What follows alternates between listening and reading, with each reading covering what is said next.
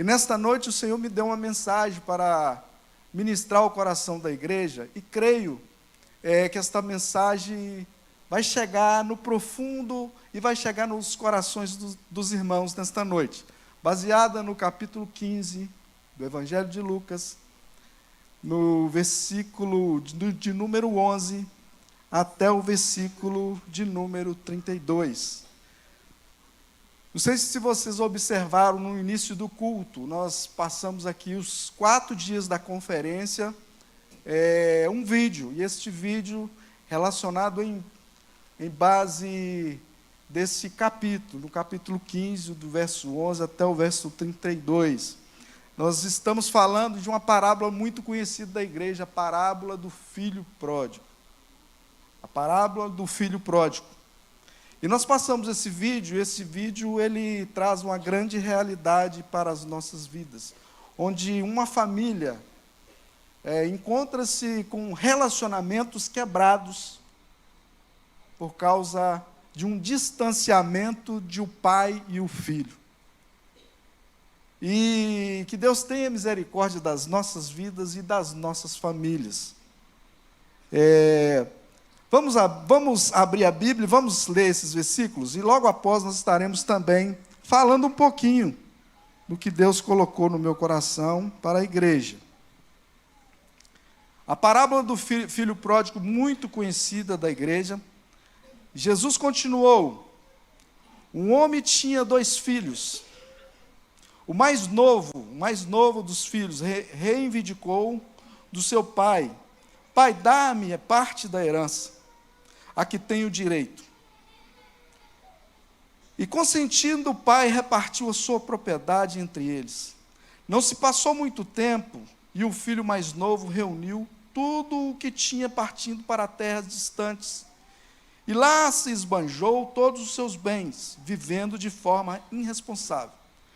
Coincidentemente, após haver gastado tudo o que possuía, abateu-se sobre aquela região uma grande fome. E ele começou a passar muita necessidade. Por esse motivo, foi empregar-se com dos cidadãos daquela região, que mandou para o campo a fim de cuidar dos porcos. Ali chegou a ter vontade de encher o estômago com as vagens e as alfarrobas com as quais os porcos eram alimentados. No entanto, ninguém dava absolutamente nada. Foi quando, caindo em si, falou consigo mesmo: quantos empregados meu pai tem comida, com fartura, e eu aqui morrendo de fome? Levantar-me-ei, tomar-me-ei caminho de volta para o meu pai. E chegando-lhe confessarei: pai, pequei contra o céu e contra ti. Não sou digno de ser chamado filho. Trata-me como os teus trabalhadores. E logo em seguida, levantou, saiu à direção do pai. Vinha caminhando ele ainda distante, quando o seu pai viu, e pleno compaixão correu ao encontro do seu filho. E muito o abraçou e beijou. Então o filho declarou: pai, pequei contra o céu e contra ti. Não sou digno de ser chamado teu filho. Entretanto, o pai ordenou aos seus servos: trazei-me depressa uma roupa, veste com distinção, pondo-lhe um anel de autoridade e sandálias de filhos. Também trazei o novilho gordo e preparai. Comamos, façamos uma grande festa e regozijamos, porquanto este filho estava morto, voltou à vida. Estava perdido e foi encontrado. E começaram a celebrar o seu regresso. Entre mentes, o filho mais velho estava no campo. Quando foi aproximando da casa do seu pai, ouviu o som de música e dança. Então chamou um dos servos e indagou sobre o que estava acontecendo. Este informou: teu irmão regressou, e o pai mandou-lhe matar um novilho gordo, porque recebeu de volta são e salvo. Mas o filho mais velho encheu de ira e negou-se entrar. Então o pai saiu e insistiu com ele. Porém ele replicou ao pai: há tantos anos tenho trabalhado como um escravo para ti, sem nunca ter desobedecido uma só ordem tua. Contudo, tu nunca me ofereceste nem ao menos um cabrito, para que eu pudesse festejar com os meus amigos. No entanto, chegando em casa esse teu filho, que pôs fora os teus bens com prostitutas, tu ordenaste matar um novilho gordo para ele. Então arrasou o pai: meu filho, tu sempre está comigo, tudo o que possuo é igualmente teu. Porém, nós tínhamos de celebrar muito a volta deste teu irmão. Regozijemo-nos, porque ele estava morto, reviveu, estava sem esperança e foi salvo. Glória a Deus, louvado seja o nome do nosso Deus. Irmãos, e diante desta palavra, deste texto, nesta noite, nós iremos falar um pouco e nós iremos resgatar relacionamentos que foram quebrados, relacionamentos que foram destruídos por causa de alguma intempéries que aconteceu dentro do nosso lar. Irmãos, e eu posso afirmar com vocês que família é o projeto de Deus na vida de todo ser humano. Família é uma dádiva instituída por Deus para as nossas vidas. E nós não devemos abrir mão deste maior patrimônio que o Senhor tem nos dado, que é a nossa família. Família é como uma instituição divina. Foi sempre e será um grupo mais importante da igreja. Não existe igreja sem família. Família é projeto de Deus. Família é uma instituição divina no coração de Deus para a humanidade. E a igreja não consegue viver sem a família. Família, ela é a base, ela é o alicerce, é um presente de Deus para as nossas vidas. Devemos cuidar, devemos zelar, devemos cuidar dos nossos filhos, devemos cuidar das nossas esposas. Nós não devemos deixar que o inimigo venha arquitetar o mal contra a nossa casa. Principalmente nós que somos sacerdotes. Deus nos colocou como sacerdote do lar, como cabeça, aquele que conduz a sua casa, aquele que toma as suas decisões, aquele que está na frente, olhando para a frente, aquele que Deus deu toda a autoridade para ele conduzir a sua casa. Você é homem que foi instituído por Deus como sacerdote do lar, como líder, como cabeça. Exerce essa função na sua casa. Às vezes o inimigo tem arquitetado, jogado dados inflamados contra a sua vida, tentando roubar esta autoridade que você tem, instituída por Deus. Mas nesta noite, o Senhor está aqui. E Ele está retornando e restaurando, resgatando esta autoridade que o Senhor Deus deu para a sua vida. Quantos creem aqui nesta noite que Deus está resgatando esta autoridade na sua vida? Louvado é o nome do nosso Deus. Família é um presente de Deus para o ser humano, para o homem.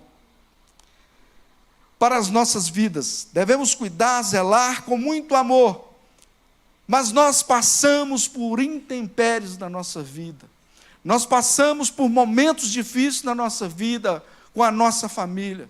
Às vezes chega uma doença na nossa casa de uma forma inesperada, que às vezes começa a abalar os alicerces da nossa casa, às vezes tira a nossa paz, às vezes tira a nossa alegria, mas nós temos como princípio e como base que o centro da nossa vida, o centro da nossa família é o nosso Deus. E mesmo que nós passamos por esta intempéries, por essa tempestade, o Senhor está no centro da nossa casa. O Senhor é que conduz a nossa casa. E o Senhor é que vai nos abençoar e vai nos livrar deste momento difícil que nós estamos passando. Me faz lembrar da história de Jó. Jó era um homem íntegro, reto, temente a Deus, que se desviava do mal. A Bíblia nos fala que Jó era o homem mais rico da face da terra, do Oriente, o homem do Oriente mais rico da face da terra. Aquele homem tinha uma família invejável. Aquele homem era um homem que Deus achou graça nos olhos de Jó. E tanto é que ele chegou a abordar o adversário das nossas almas, Satanás, e falou com Satanás: viste meu servo Jó, homem íntegro, reto, temente a Deus e que se desvia do mal? E Satanás abordando Deus, olha, você cerca Jó com a cerca protetora, se você tirar os bens de Jó, talvez ele pode pecar contra o Senhor. E Deus, pela sua permissão e a sua soberania, permitiu que o diabo tocasse na vida de Jó. E de repente o diabo chegou e tocou na vida de Jó, tirou primeiramente as suas finanças. Era um homem mais próspero da face da terra, um homem produtor rural, tomou todos os seus gados, as suas heranças, tudo o que tinha, e de repente veio os caldeus, os sabeus, atacou, queimou também tudo o que tinha e matou o fio de espada dos seus servos. E de repente Jó tomou aquela pancada, e de repente voltou outra pancada, porque também o inimigo, o adversário das nossas almas, tomou aquilo que mais era precioso para a vida de Jó, que eram os seus filhos. Irmãos, às vezes a crise ela chega de uma forma inesperada na nossa casa. Ela abala os nossos alicerces, ela tira a nossa paz.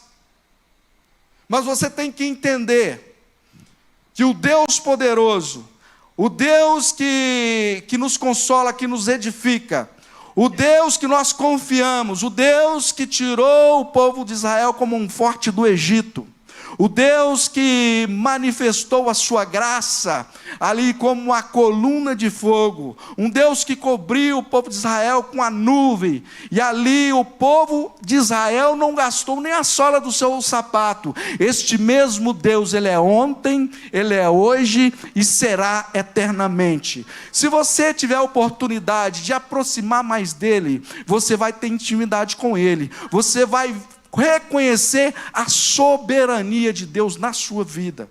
Para completar essa pequena frase do livro de Jó, no capítulo 1 ele começa a passar a sua prova, e ali vai aumentando, gradativamente vai aumentando aquela prova na vida de Jó. No capítulo 2 nós vemos que Jó, não só ele perdeu, agora toca na sua pele, e também no capítulo 3 fala que a sua mulher pediu Jó para amaldiçoar a Deus e morrer, mas mesmo assim Jó não pecou com o Senhor, mas adorou a Deus no momento das adversidades da sua vida. Às vezes a crise tem chegado na sua casa e é balançada a sua vida, balançado, mas nós estamos como uma palmeira, firmado na rocha. Você pode chegar e balançar e chegar até na areia, mas você volta novamente para o centro. Sabe por quê? Porque Cristo é o centro da sua vida. Louvado é o nome do Senhor. Glória a Deus. E para completar e finalizar essa parte, Jó vê a soberania do Senhor. Ele fez alguns questionamentos a Deus e começou a perguntar: por que Deus eu estou sofrendo essa dificuldade? Por que Deus que eu passei por essa provação? Por que Deus eu estou tão angustiado? Por que Deus eu perdi os meus filhos? Por que Deus a minha mulher me abandonou? Por que Deus? Aí Deus começou a falar com Jó e falaram assim: olha Jó, onde estava eu, ou você, quando eu criei os firmamentos da terra? Onde estava você, Jó, quando eu separei as águas do mar, as águas doces do mar? Onde estava tu, Jó, quando eu criava os animais? Entenda isso, onde estava você quando Deus mostrava para Jó a soberania dele? Onde nós estávamos? Nós devemos entender que Deus ele é soberano, e nós temos que entender neste momento difícil que nós estamos passando, mesmo que nós passamos por dificuldade, nós devemos novamente resgatar os valores e princípios da nossa casa. No capítulo 42, para fechar esse tópico, o capítulo 42 diz assim: olha, bem sei que tudo pode, e nenhum dos seus planos pode ser frustrado. Antes, eu só ouvia falar do Senhor, mas agora os meus olhos te vê. Entenda, quando você se aproxima mais de Deus, você começa a olhar a Deus de uma forma diferente. O seu ouvido fica sensível à voz do Senhor. você tem sensibilidade à voz do Senhor, você tem um acesso livre de chegar até o trono do Senhor e adorar a Ele na beleza da tua santidade. Você tem um acesso livre de chegar e falar: Senhor, eu estou aqui. Você tem a oportunidade de fazer como Moisés, que tinha ali o acesso livre de ver o nosso Deus face a face. E nesta noite, o Senhor está te dando esta oportunidade para você aproximar mais dEle, chegar mais perto dEle. Está passando por luta dentro da sua casa? Os seus relacionamentos estão quebrados? Você está querendo resgatar novamente o seu relacionamento com a sua família? Aproxima mais de Deus. Louvado é o nome do nosso Deus. Família é o ponto de partida de todos os relacionamentos. Família é a oficina modeladora do caráter do homem. Família é um espaço de crescimento pessoal e coletivo. Não há outro espaço propício para crescermos nas múltiplas áreas da vida do que a família. Eu cresço dentro da minha casa, os meus filhos crescem através dos princípios e valores que nós preservamos dentro da nossa casa. Nenhuma civilização sobreviveu a sua dissolução. Nenhuma outra instituição pode realizar o seu propósito essencial. Nenhuma outra instituição exerce o seu impacto para o bem ou para o mal do que a família. Entenda isso, irmãos. E por que eu escolhi este texto? O texto do capítulo 15, no versículo 11, até o versículo 32. Porque a intenção é de repensar a família. Ou por que não dizer aprender sobre a família? A partir da perspectiva de um pai que teve uma experiência traumática. Um pai que teve uma experiência traumática do seu filho abandonar, pedir a sua própria herança. Irmãos, preste atenção. Preste atenção neste ponto, uma experiência traumática para o pai. Imagine, eu pai, os meus filhos chegam perto de mim e falam: pai, eu quero que o Senhor reparta a minha herança, que eu quero viver a minha própria vida. Se você for analisar muito bem, esse pedido do filho, que ele está fazendo para o pai, ele está querendo que o seu pai tire a sua vida, ou que o seu pai morra, para que ele fique com a sua herança. Irmãos, eu estava analisando há um tempo atrás e comecei a questionar. Logo depois, o pastor Bruno editou o livro dele, falando sobre legado ou herança, e comecei a questionar, estudar e observar. Toda família que briga por herança, que quer dividir a sua herança, entra em conflito, confusão, e mata um ao outro, e às vezes não tem paz dentro da família. Irmãos, mais do que herança, nós devemos entender que nós devemos deixar um legado. O legado é aquilo que fica dentro de nós. O legado é os princípios e valores que nós deixamos dentro da nossa casa.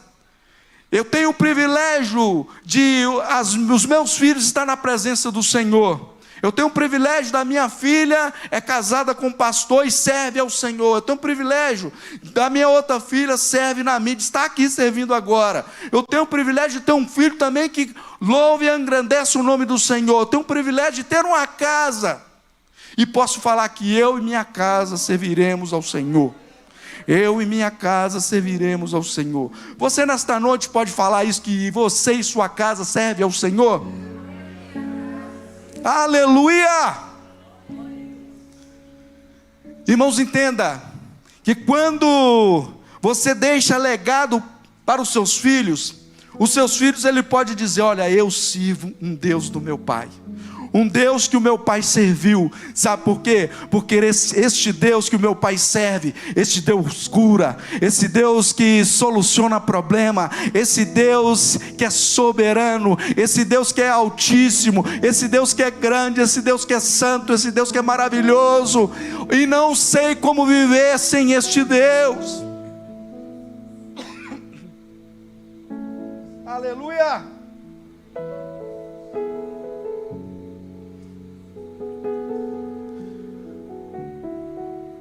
Aleluia! Louvado é o nome do nosso Deus. Que o legado venha ficar nos nossos corações. Imagine um pai, uma experiência traumática, que o filho chega perto do pai e pede a sua herança. Ele estava pedindo a morte do seu pai, porque ele queria ficar com aquilo, os bens materiais do pai. Irmãos, entenda, o mais novo reivindicou do seu pai: pai, dá-me parte da herança, que tenho direito. E com sentimento, inconsentimento, com o coração partido, com traumas, com feridas na alma, com o emocional abalado, ele foi, chegou, reuniu com outro irmão dele: olha, nós iremos dar herança para o nosso filho mais novo, para o meu caçula. Você concorda? Sim, eu concordo. Ele quer partir para um mundo distante. Ele quer partir para um mundo distante. E aquilo ficou, o coração dele angustiado, atribulado, porque estava a dor da partida do filho. Imagine um pai, quando um filho fala: olha pai, eu não quero ficar mais com você, eu quero seguir meu destino, a minha vida, eu quero ter a minha própria casa, eu quero manter a minha vida. Mas às vezes ele está caminhando para um caminho de morte, está caminhando para um caminho de perdição. Mas o pai ainda não abandonou o filho, ele ainda acredita nos projetos, acredita nos sonhos, acredita nos princípios e valores da família. E ele começa a repensar: eu quero resgatar o bem mais precioso que o Senhor me deu, eu quero resgatar o relacionamento de novo com meu filho. Imagine eu que este pai já não tinha mais relacionamento com seu filho. Imagine eu que este pai já não tinha mais diálogo com o seu filho. Às vezes na sua casa você não está tendo relacionamento com o seu filho. Sabe por quê? Porque você está vivendo desenfreado, trabalhando 8, 12, 14, 16, 18, 24 horas por dia, e não tem tempo para o seu filho, não tem tempo para a sua família. Às vezes o seu filho está vivendo no mundo da escravidão. E o que você tem feito? Está sendo escravizado. Eu vim para a igreja agora, e passei, trouxe a Alice e voltei para buscar a Maristânia e o Fabinho. E cheguei ali no sinal da Avenida Minas Gerais. Um rapaz que tinha chegado na unidade prisional há pouco tempo atrás, e eu recebi ele lá.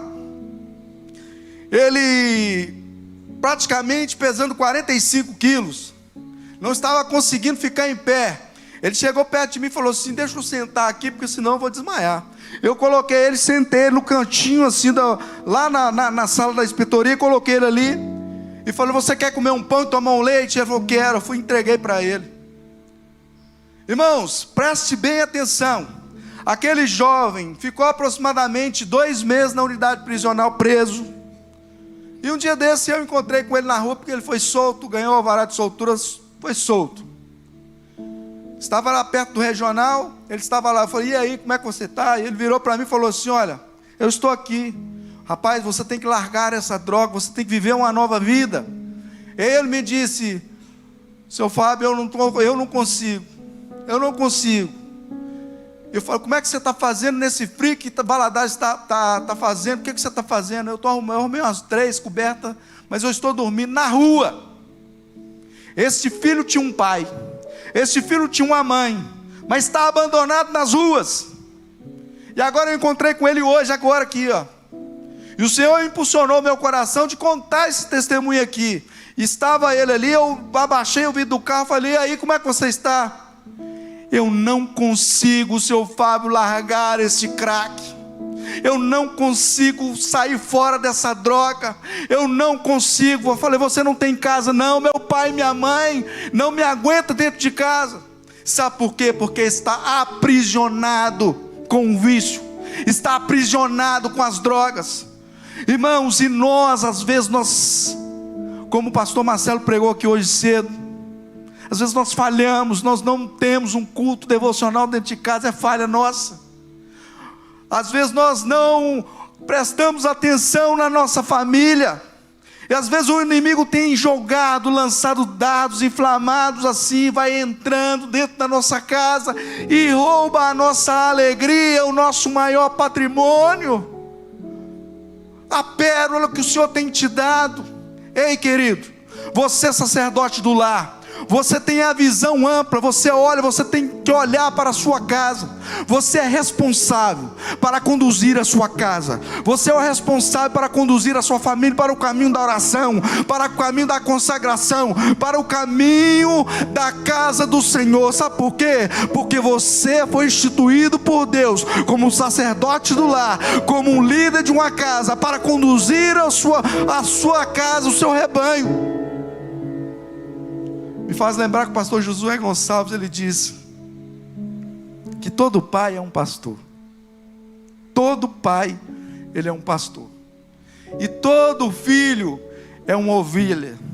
Entenda que você é responsável para conduzir a sua casa. Você é responsável para pastorear a sua casa.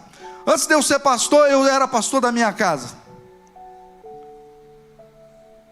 Você não precisa ter o título de pastor, mas você pode pastorear a sua casa, porque a responsabilidade é sua.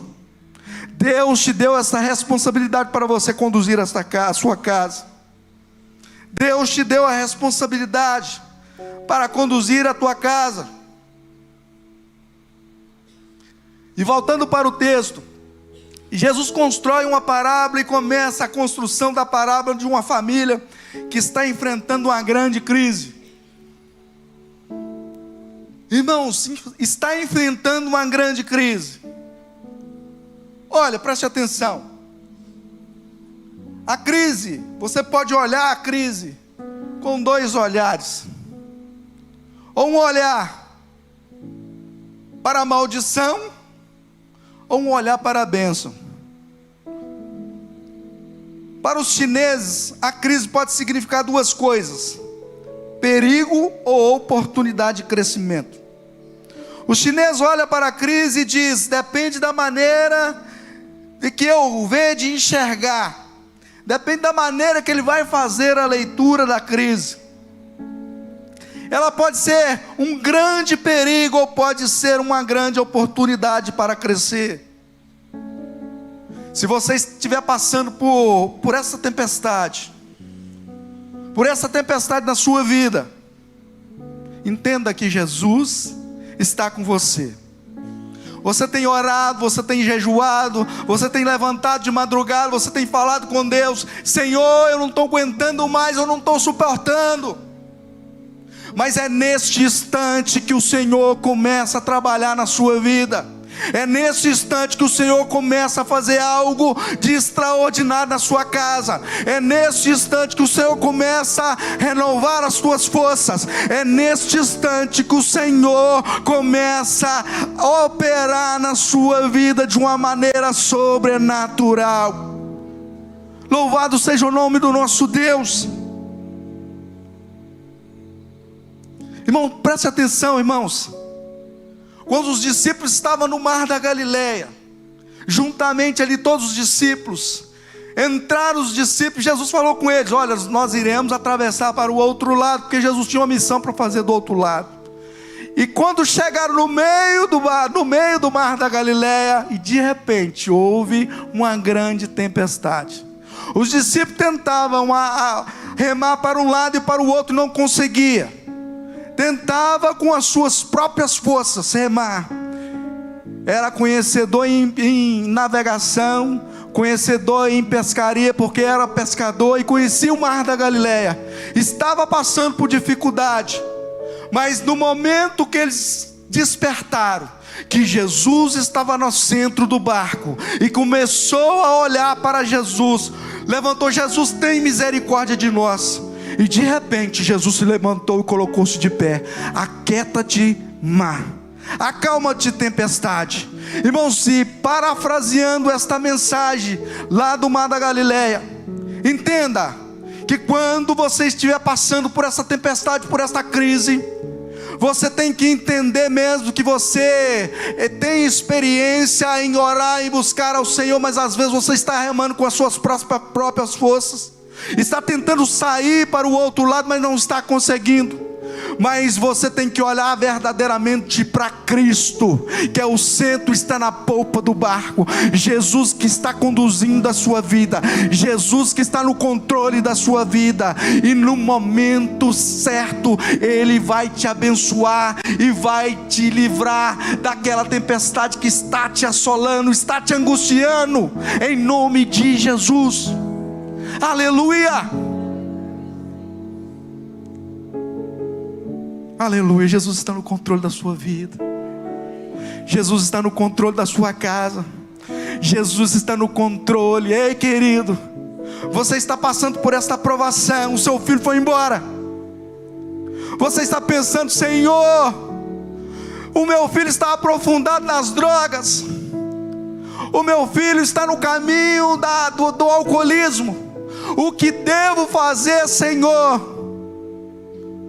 Comece a orar, a buscar a face do Senhor, porque Ele vai te abençoar e te dar a vitória. Aleluia! Aleluia! O pai da parábola do filho pródigo faz uma leitura da parábola positiva e não negativa. Entenda que o pai do filho pródigo, ele faz uma leitura positiva, mesmo seu filho saindo de casa. Sabe por quê que ele faz esta leitura? Porque ele não desistiu dos seus projetos, ele não desistiu dos seus sonhos. Ele sabia que o filho estava caminhando para um caminho de perdição, mas ele estava no caminho da oração, ele estava no caminho da consagração. Ele orava, buscava o Senhor todos os dias, e tinha no seu coração: eu creio que o meu filho irá retornar novamente, eu creio que o meu filho vai voltar para a nossa casa, em nome de Jesus. Glória a Deus. Aleluia.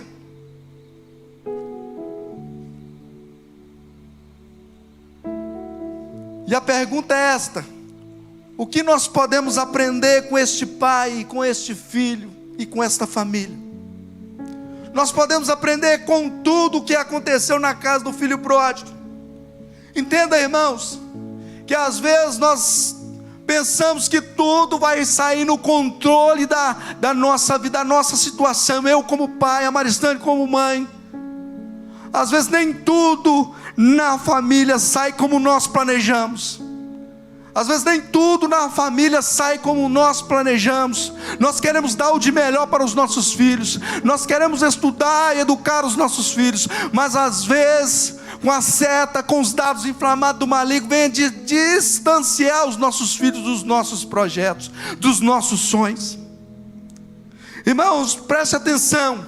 Eu e a Maristane nós fizemos tudo para educar os nossos filhos da melhor forma, fazemos tudo para que as coisas não saiam do controle. Porém, eu vivo na família, eu vivo na minha consciência que nem tudo na família sai como nós planejamos. Nem tudo sai como nós planejamos. Às vezes nós planejamos algo para os nossos filhos, mas lá na frente nós decepcionamos com determinadas situações que acontecem. E o que nós devemos fazer? Dobrar os nossos joelhos, adorar ao Senhor. Senhor, eu sei que eu estou passando por isso, eu sei que eu estou angustiado, eu sei que está difícil, mas o Senhor é um Deus poderoso, e só o Senhor tem a última palavra, só o Senhor tem a última palavra. Glória a Deus.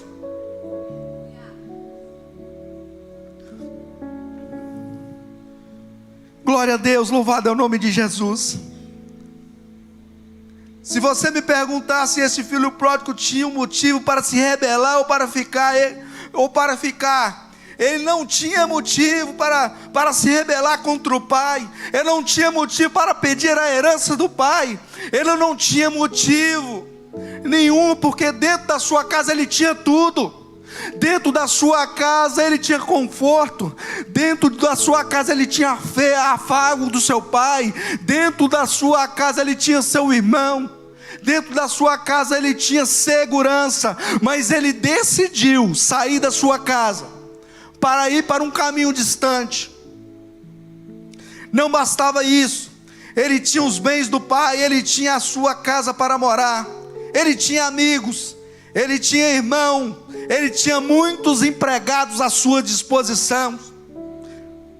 Agora me escuta, por que um pai faz o melhor para o seu filho, mas as coisas não saem sempre como ele planejou? Às vezes o pai faz tudo para o filho, mas às vezes as coisas não saem como ele planejou.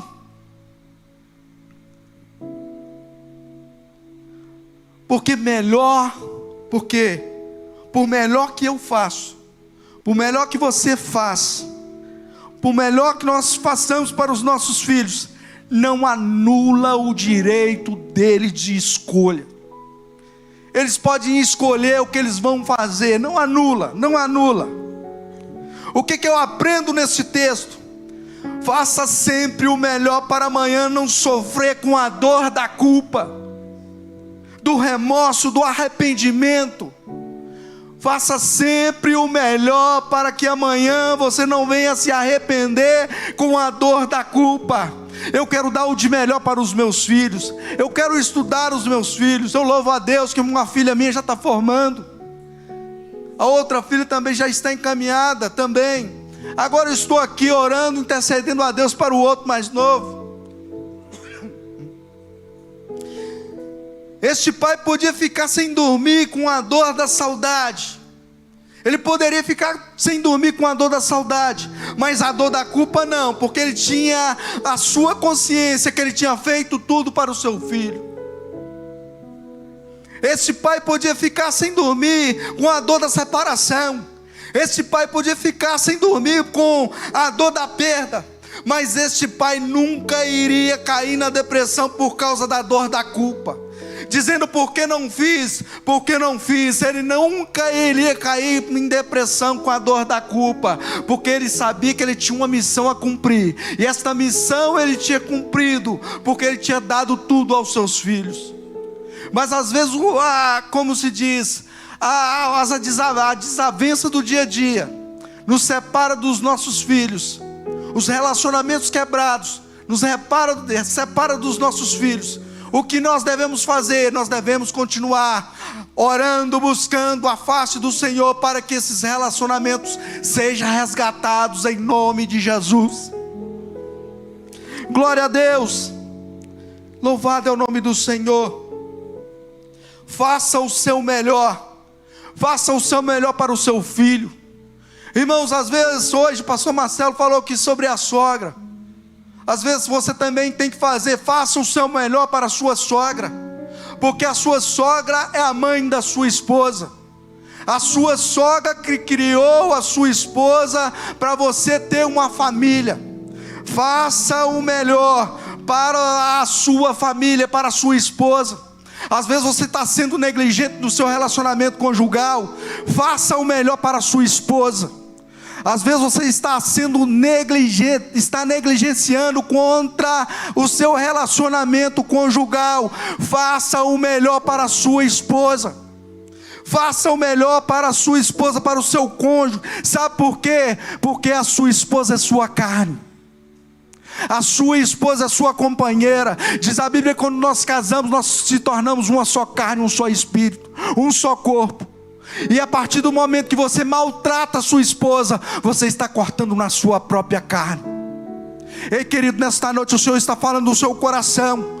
Você que tem feito coisas que tem magoado a sua esposa, você tem feito algo que tem tirado a alegria da sua esposa. Nesta noite o Senhor está tratando com você, para você tomar novamente um caminho na direção do Senhor, porque o Senhor pode tratar com você.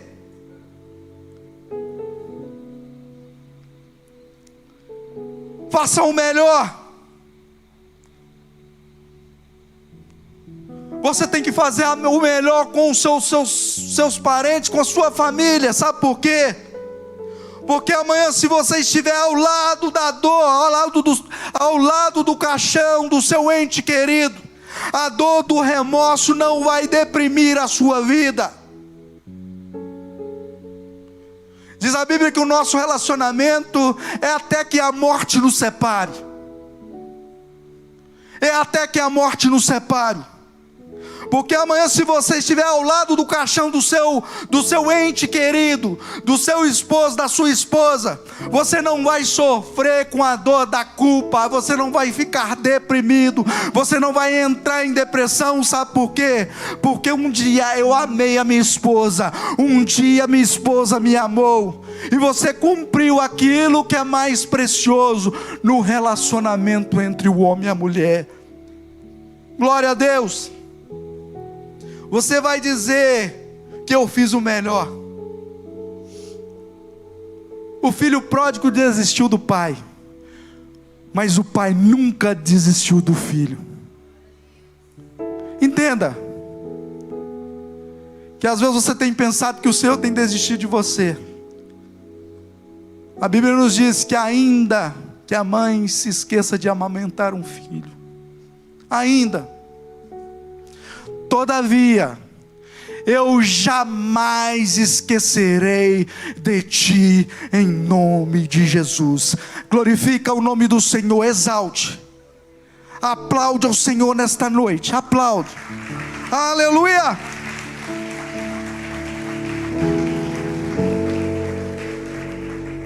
Irmãos, e os relacionamentos familiares nós devemos resgatar.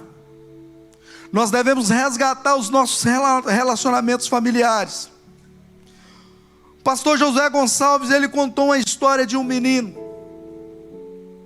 Na sua ministração ele disse o seguinte, compartilhou a história de um garoto que brincava com seu irmão de bolinha de gude. Na minha época era birosca. O seu irmão, os dois brincavam. Ele disse que seu irmão, por nome de Ricardo, aquela criança virou para o seu irmão e disse: olha, Ricardo, como eu te amo tanto, como eu te amo, Ricardo, como eu não quero separar de você. E o seu irmão virou para ele naquele momento e falou: vai para lá, rapaz, o que é, moço? Vamos continuar jogando birosca aqui? O que você está falando? Você está ficando doido? E eles continuaram jogando birosca, jogando bolinha de gude. E ao entardecer, aquela criança, o seu pai chegou estressado do trabalho. Chegou estressado do trabalho, aquela criança olhou e viu o seu pai. Ele olhou para o pai e correu com os braços abertos para o pai, para abraçar o pai, e disse: pai, eu te amo tanto, pai. Mas aquele pai mal-humorado, angustiado, atribulado, olhou para aquela criança e falou: você está ficando doido? Sai para lá, menino, vai jogar a sua birosca. E aquele menino entristeceu o seu coração, angustiado, correu para o seu quarto, abaixou do lado da porta e começou a chorar, a chorar, a chorar, a chorar. E de repente a sua mãe viu aquela criança, saiu de encontro àquela criança, abraçou aquela criança e ele disse: mãe, eu estou chorando. A senhora sabia que eu amo tanto a senhora e não consigo ficar longe da senhora. E a mãe dele olhou para ele e falou assim: eu também te amo tanto, meu filho. Eu também te amo tanto. A mãe ficou preocupada com o filho e falou com o pai e disse: Jacó, o nome do pai, Jacó, estou preocupada com o Júlio, ele está com atitude estranha hoje. O pai disse: Júlio está querendo faltar de aula. Irmãos, e ao anoitecer, o Júlio foi dormir juntamente com seu irmão Ricardo. E quando chegou determinada hora, 2 horas da manhã, o Júlio acordou, assustado, perdeu o sono. Ele foi, ligou a luz e chegou bem perto do seu irmão Ricardo e começou a olhar para ele, observar a face do seu irmão. E foi olhando e de repente Ricardo acordou. O Ricardo acordou, olhou para o Júlio e falou assim: o que é que você está fazendo aí, Júlio? Você está ficando doido, rapaz? Vai dormir, Júlio, vai dormir, isso não é hora não. Ele disse para Ricardo: olha, Ricardo, você sabe que eu te amo tanto, eu não consigo ficar longe de você. E de repente, o Ricardo dormiu, o Júlio foi para o encontro do quarto dos pais, acendeu a luz, olhou para o seu pai e a sua mãe dormindo, a face do rosto do seu pai e da sua mãe. E o seu pai, de repente, com a luz acesa, olhou para, acordou e gritou com aquela criança e falou: você está ficando doente? Você está ficando louco? Você está ficando louco? Vai dormir, rapaz, vai dormir, você está ficando doido. E aquela criança angustiada saiu para o seu quarto. Ela saiu para o seu quarto, deitou e ficou quieta. E no outro dia acordaram toda a casa. Ricardo acordou, Joana, sua mãe acordou, seu pai Jacó acordou e percebeu que Júlio não tinha acordado. Chegou no quarto e puxou a coberta do menino e ele percebe, o seu pai percebe que o menino estava pálido, amarelo, sem se mover. Ele percebe que Júlio estava morto. Ele começa a gritar, a dizer a Joana: Júlio está morto. E de repente Ricardo percebe que Júlio está com um bilhete na mão. Ele deixou um bilhete escrito: Júlio estava morto. Irmãos, preste atenção, que os relacionamentos que nós devemos ter com a nossa família, nós devemos ter um relacionamento saudável, nós devemos preocupar com os nossos filhos. Nós não sabemos o que os nossos filhos estão passando. Nós devemos entender verdadeiramente que a nossa família é o bem mais precioso que nós temos. Entenda que você tem que prestar atenção nos seus filhos, na sua família. E o bilhete que Júlio deixou para a sua família, e o bilhete estava dizendo isso: outra noite Deus veio falar comigo através de um sonho. Apesar de eu amar a minha família, de ela me amar também, teria que nos separar. Eu não queria isto, mas Deus explicou que era necessário. Não sei o que vai acontecer, mas estou com muito medo. Gostaria que, claro, que apenas uma coisa, ele disse para o seu irmão Ricardo no bilhete: Ricardo, nunca envergonhe-se de amar o seu irmão. Nunca envergonhe de amar o seu irmão. Não perca a oportunidade de virar para o seu esposo, para o seu pai, para a sua mão e dizer: eu te amo. Eu te amo. E virou para sua mãe e disse no bilhete: mamãe, a senhora é a melhor mãe do mundo. Eu te amo. Virou para o seu pai e disse: papai, o senhor de tanto trabalhar esqueceu de viver. Eu te amo. Irmãos, o que eu aprendo com esta história dessa família? É que os relacionamentos às vezes estão quebrados. E para você resgatar os relacionamentos da sua família, você tem que ter diálogo com os seus filhos, com a sua família. A palavra do Senhor para o seu coração nesta noite: faça o melhor. Faça o que puder para que não ficar com a dor do remorso. Aleluia. Irmãos, e para finalizar essa mensagem, tinha mais um tópico, mas para finalizar, que o tempo já está finalizando. O pai do filho pródigo não ficou com a dor do remorso, porque ele fez o melhor que podia. A lição que aprendemos nesta noite é que em tempo de crise não deixe Satanás fechar a porta da reconciliação com a sua família. Nunca deixe morrer a esperança na sua casa e no seu coração. Entenda que sem esperança não deixamos de sonhar, mas em nossa casa tem que ser o lugar de sonhadores, que sonha com a base, o sonho é a base daqueles que o servem. Entenda isso.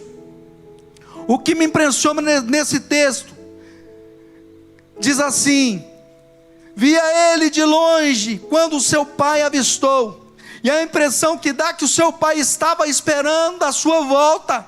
A impressão que dá que seu pai ficava na janela esperando o seu filho voltar. Irmãos, e o texto nos fala que ele preparou a melhor roupa para o seu filho.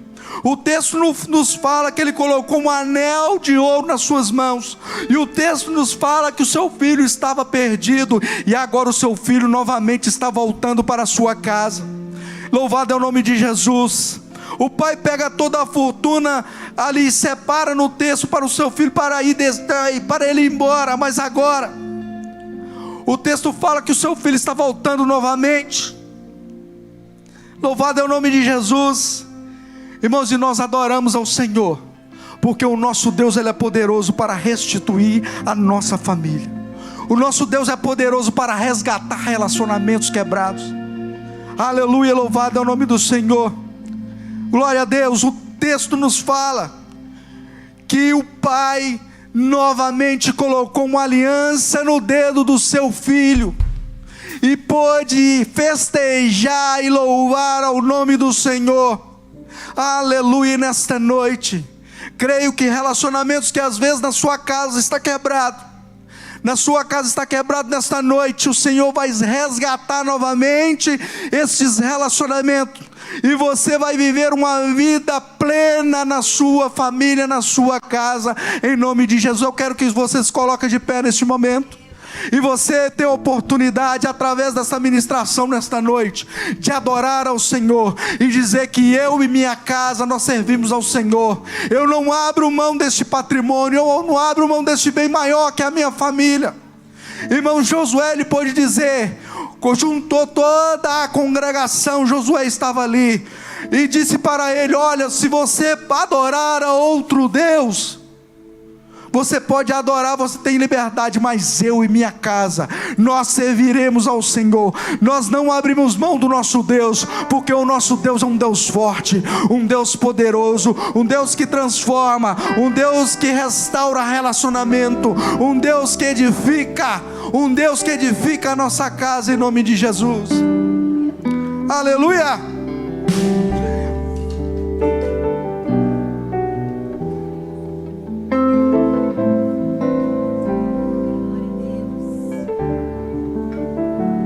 Tem a oportunidade de adorar o Senhor. Quero consagrar, aleluia, meu lar glória a Deus. Ti, o nosso futuro para te servir, com toda a minha força e entendimento, quero dedicar o meu lar a Ti. Eu e minha casa serviremos a Deus. Eu e minha casa serviremos aleluia, a Deus. Glória a Deus. Eu e minha casa serviremos a Deus com alegria. Deus não te trouxe você nesta noite aqui por acaso. Deus tem algo especial na sua vida e na sua casa e na sua família. Ele trouxe você para você despertar do sono que você estava vivendo. Deus vai restaurar e resgatar aquilo que você tinha perdido, em nome de Jesus. E nesta noite eu quero orar, agradecer ao Senhor pela a vida de vocês, pela vida das famílias aqui representadas. Senhor nosso Deus, Pai, muito obrigado, Senhor, nós te adoramos, nós glorificamos a Ti, rendemos graças a Ti, porque sabemos que o Senhor é soberano, o Senhor é um Deus poderoso, é um Deus que edifica lares, é um Deus que transforma, ó Deus, é um Deus que restaura relacionamentos.